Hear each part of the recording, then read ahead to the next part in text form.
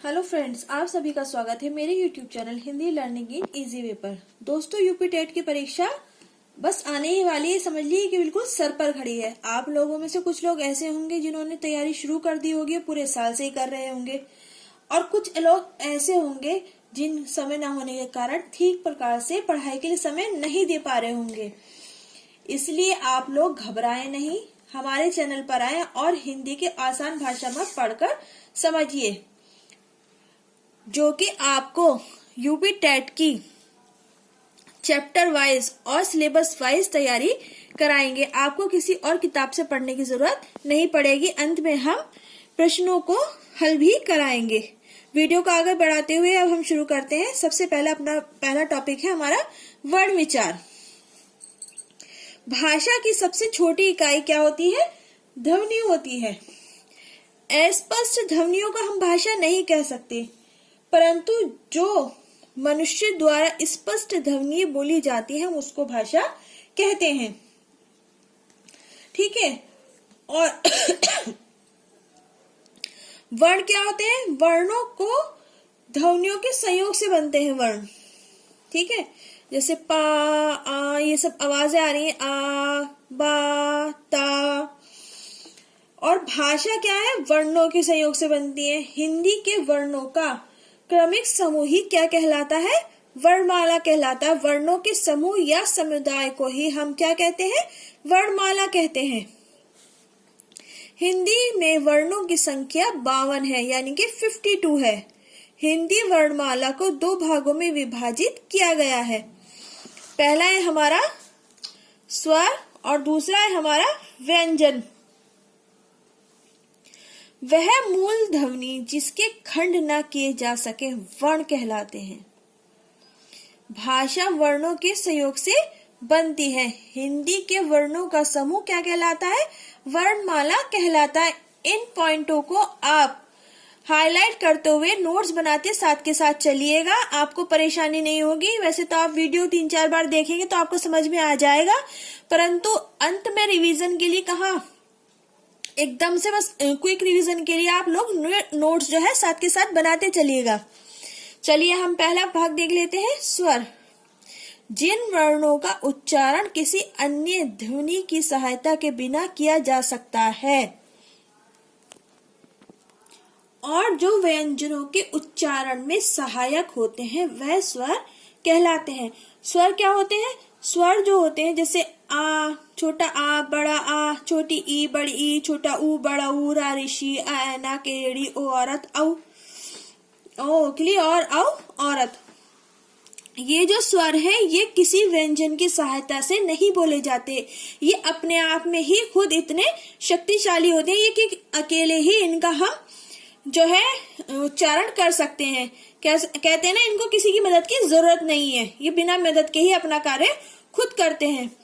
वैसे तो हिंदी वर्णमाला में 13 स्वर होते हैं, परंतु इसमें 2 आयोग भाव होते हैं, तो इसके हिसाब से हमारे 11 स्वर होते हैं।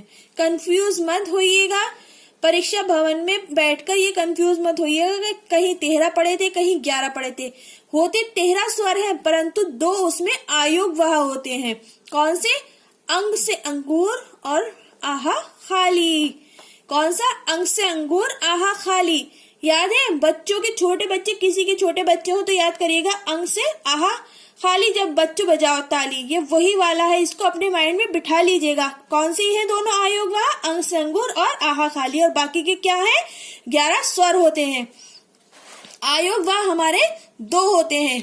इनमें से प्रश्न पूछे जा सकते हैं, यहीं से प्रश्न बनेंगे। अगला है हमारा व्यंजन। जिन वर्णों का उच्चारण स्वरों की सहायता से किया जाता है वे व्यंजन कहलाते हैं। स्वर तो हमारे बिना किसी मदद के काम कर रहे थे, परंतु जो हमारे व्यंजन हैं उनको क्या है? किसकी मदद चाहिए? उनको स्वर की मदद चाहिए ही चाहिए होती है। ठीक है। बिना स्वर की हेल्प के व्यंजन नहीं बोले जा सकते। का से लेकर हा तक क्या है? व्यंजन है। ठीक है। श क्षत्रिय, त्र त्रिशूल, ज्ञा ज्ञानी और श श्रमिक क्या है? हमारे संयुक्त व्यंजन है। क्या है? का से लेकर हा तक तो व्यंजन है, परंतु ये 4 क्या है, हमारे संयुक्त व्यंजन है। यहाँ से प्रश्न बनता है, इसको हाईलाइट करके लिखिएगा, यहाँ से हर हाल में प्रश्न बनता है। व्यंजन कितने होते हैं, 33 होते हैं, और संयुक्त व्यंजन कितने होते हैं, 4 होते हैं। स्वर कितने होते हैं, 11 होते हैं, और आयोग वाह कितने होते हैं, 2 होते हैं। ये आपको कॉन्सेप्ट क्लियर हो गया? अगर हो गया तो प्लीज लाइक कर दीजिए। स्वर 3 प्रकार के होते हैं। कौन कौन से? पहला है हमारा मूल स्वर, जिनके उच्चारण में अन्य स्वरों की सहायता नहीं लेनी पड़ती। क्या नहीं लेनी पड़ती? वह मूल स्वर या हस्त स्वर कहलाते हैं। ये प्रश्न बनेगा आपका कि हस्त स्वर कौन से हैं या कौन से होते हैं। तो कौन कौन से हमारे? छोटे आ से अनार, छोटी ई से इमली, छोटे उ से उल्लू और रा ऋषि। ये हमारे क्या है? ये हमारे हस्त स्वर हैं। ये प्रश्न बनेगा। ठीक है, आगे चलते हैं हम। संधि स्वर, जिनके उच्चारण में मूल स्वरों की सहायता लेनी पड़ती है। यहाँ क्या था? नहीं लेनी थी, और यहाँ क्या है? लेनी पड़ती है। वह कौन से स्वर है? संधि स्वर कहलाते हैं। ये 2 प्रकार के होते हैं। ठीक है, और साथ ही साथ मैं आपको ये भी बताती चलूं, स्वरों के चिन्हों को हम क्या कहते हैं? मात्राएं कहते हैं। जहाँ छोटे आ से अनार की कोई चिन्ह नहीं है, बड़े आ से आम का है, छोटी से इमली, बड़ी से ऊ से उल्लू, बड़े ऊ से ऊंट, रा ऋषि की है, ए से एड़ी, ए से नग, ओ से ओखली, औ से औरत। इन सब के चिन्ह है, परंतु किसका नहीं है? छोटे आ से अनार का नहीं है।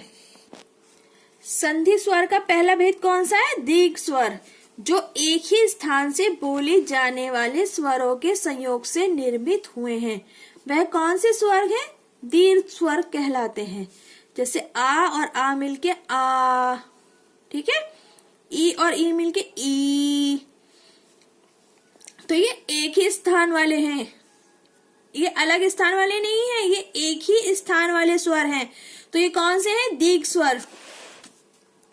दूसरा भेद है हमारा संयुक्त स्वर, जो विभिन्न स्थानों से बोले जाने वाले स्वरों के संयोग से निर्मित हुए हैं।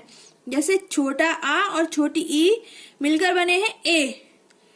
आ का अलग स्थान है और ई का अलग स्थान है, तो ये मिलकर क्या बने हैं? ए। आ और ओ को मिलके क्या बना है? औ। औ। आवाज आ रही है? साउंड आ रहा है? बोल के देखिए। थर्ड हमारा स्वर का भाग है प्लुत स्वर, जिनको उच्चारण में दीर्घ स्वर से भी अधिक समय लगता है, प्लुत स्वर कहलाते हैं। ये किसी को पुकारने या नाटक आदि में प्रयोग किए जाते हैं। जैसे हम किसी को आवाज दें राम, नेहा, तो एक साउंड जो खिंचता चला जाता है, वो कौन सा स्वर कहलाता है? हमारा प्लुत स्वर कहलाता है। स्वरों को बोलने का जो उच्चारण स्थान है, अब हम उसको जानेंगे।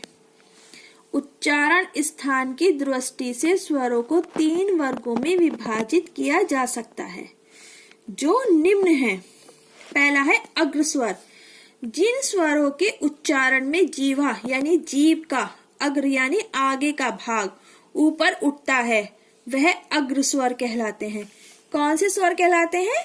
अग्र स्वर कहलाते हैं। जैसे ई, बड़ी ई, ए। बोलकर देखिए, जीभ का आगे की नोक उठ रही है या नहीं उठ रही है? दूसरा है हमारा मध्य स्वर, जिन स्वरों के उच्चारण में जीवा समान अवस्था में रहती है, मतलब अपनी जगह से नहीं हिलती है, समान अवस्था में रहती है। जैसे आ, बोलकर देखिए, जीभ वैसी ही, हमारी जीवा वैसी की वैसी ही है, इसमें कोई फर्क नहीं आया है। तीसरा है हमारा स्थान पश्च स्वर, जिन स्वरों में उच्चारण करते समय जीवा का पश्च भाग उठता है। आ, पश्च यानी पिछला भाग, ठीक है, जीभ का जो पिछला भाग। अग्र स्वर में आगे का भाग, मध्य स्वर में बीच, जीभ जो है ऐसे के एज इट इज, ऐसे के ऐसे ही रहेगी, और पश्च स्वर में क्या पिछला भाग उठता है। बोलकर देखिए मेरे साथ साथ, आ, उ, ओ, औ। उठ रहा है, जीभ का पिछला हिस्सा उठ रहा है, या आप खुद एक्सपीरियंस कर सकते हैं।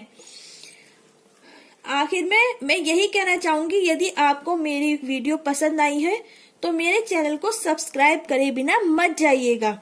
मेरे चैनल को सब्सक्राइब करिए और वीडियो को पूरा देखिए, स्किप मत कीजिएगा। चाहे चैनल को सब्सक्राइब मत करिएगा परंतु स्किप वीडियो को मत कीजिएगा, क्योंकि ये बहुत इंपॉर्टेंट टॉपिक है। अगर आप इसको स्किप कर करके देखेंगे तो आपको समझ में नहीं आएगा और इसमें से प्रश्न बहुत ज्यादा बनते हैं।